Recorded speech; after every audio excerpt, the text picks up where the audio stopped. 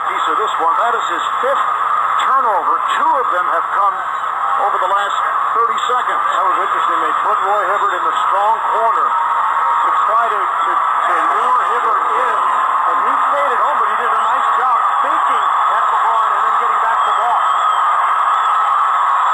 Hill is now 3 of 6 at the line, and it's a 3-point lead. Missed his first 3. He's hit his last 3. Miami does have 1 timeout left. They have a 20-second timeout. How about 2 back-to-back deflections and steals by David Webb? He's defensive specialist. Here's the big one now for Hill.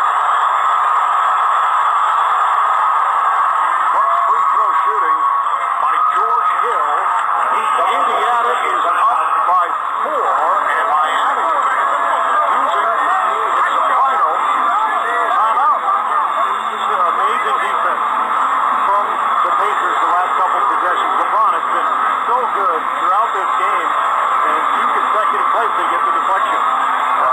How about Indiana when you consider what they went through over the last 24 hours, losing the type of game that they lost in Game 1, coming roaring back, particularly the way they started out in the first quarter, then falling behind and able, despite the heroics of LeBron James, able to take the lead here in the final minute. And how about Frank Vogel? All the chatter in the day off, would Roy Hibbert in the same position be on the floor? Not only is he on the floor, but he's on the strong side where LeBron James is coming at him. Here's the deflection on the first high pick and roll from David West. And again, in the paint area, back-to-back turnovers by LeBron James. And by the way, Paul George stayed in front of LeBron on that play, unlike in Didn't Game 1. overcommit. Didn't overcommit, kept his body in front of him, forced the pass. So the Pacers making up for all of their mistakes at the end of Game 1. 8 and 3/10 seconds remaining. Fourth quarter. 4-point Indiana lead. West defending on the inbound. Allen throws in. Wade looking for the 3, then gets the box and fires for 3. Time running out. 1.6 remaining. Ball is deflected out. Last touch by the Pacers, so Miami will put it in play. They do not have any time else remaining. And apparently they're going to check as to see who deflected that ball out of bounds. It appeared to be that Indiana touched it last. And it's one of the replay rules in the final 2 minutes and throughout overtime. You can take a look at balls that are deflected out of bounds. And this will give Frank Vogel a chance to remind everyone on his roster. Yeah. And that means you, Lance Stevenson. No fouls here. No fouls. Just stay away. Let them take a 3 and let the clock run out. And wow, what a response from this Pacer team. And even give them a 2 as well. I mean, don't even get near anyone. Lead official, Scott Foster. So how about checking it out? This gives Bolstra an extra timeout as well, too. I mean, not that it really matters, but Yeah. Well, you have to design a 3 and hope that somebody makes a stupid foul. There's the look. it looks at the end of it, Stevenson over the top. It's going to be Miami ball.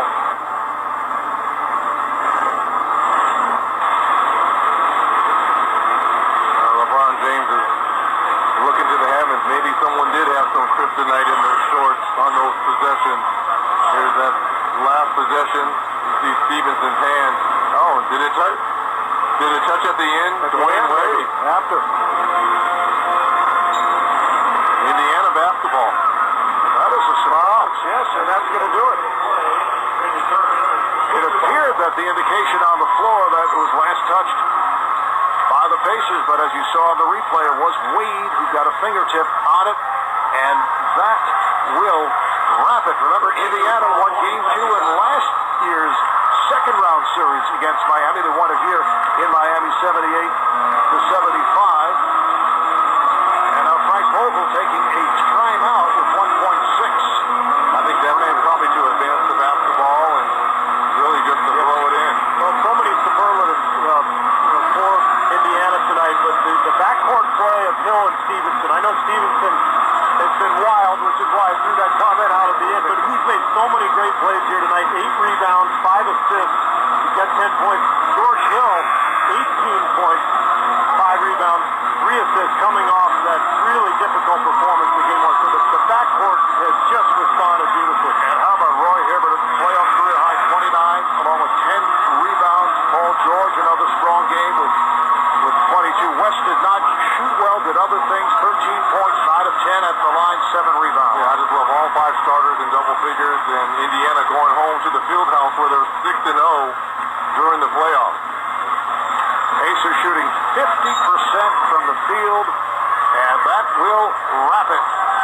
This series even at 1. This crowd is stunned as Indiana defeats Miami 97-93. So the Pacers take home court advantage away from the Heat, bouncing back from that tough loss in overtime in game 1. They beat a Heat team that had won 16 of their previous 18 playoff games going back to last season. The Heat team that had won 46 of their previous 49 games, losing only 3 times since February the 2nd. Let's go to Craig with Roy Hibbert. Craig. Well, Roy, 29 points, 10 rebounds, and on the floor at the end for a huge defensive possession. Can you share the range of emotion from losing game 1 the way you did to winning here tonight? I think that we learned from it. We tried to fix our mistakes. And, we went out there and played a hard-fought game. The Heat are tremendously talented, and we're happy to get a split. LeBron James was fantastic throughout the game, but it seemed at the end you guys were determined not to let him beat you. What was the defensive philosophy forcing the turnovers? Keep them in front of us and make sure we contest all shots and don't foul. They need a 3 plus a foul to win the game, so or tie it up. So we just wanted to play smart and just play our D. Obviously, you thought this was a good matchup for you, but after losing game 1, did you guys get down at all yesterday or tonight? No, we just regrouped and just wanted to get back to work. We split, and we're going to get some work done tomorrow and get ready for Sunday. You say you split, it is 1-1, but you now have the home court advantage where you guys are unbeaten at home in the playoffs. Do you feel you have control of the series? No, they're a totally different team. They play explosive, and nothing's given, even though we play at home. So we're going to get some rest and get ready to go back out there and play. All right, congratulations. Great game. Thanks. Thank you, man. All right, Craig. What a night for Roy Hibbert. 10 of 15, 29 points in all, along with the 10 rebounds, as Craig mentioned. So this series is all even at one apiece. Games 3 and 4 in Indianapolis Sunday and Tuesday night right here on TNT. Starting with the studio guys at 8. We'll be on 8:30 Eastern Time. And with the victory here tonight, it means we will be back in Miami for a Game 5. Again, the final, the Pacers 97 and the Heat 93 coming up next. It is Inside the NBA, presented by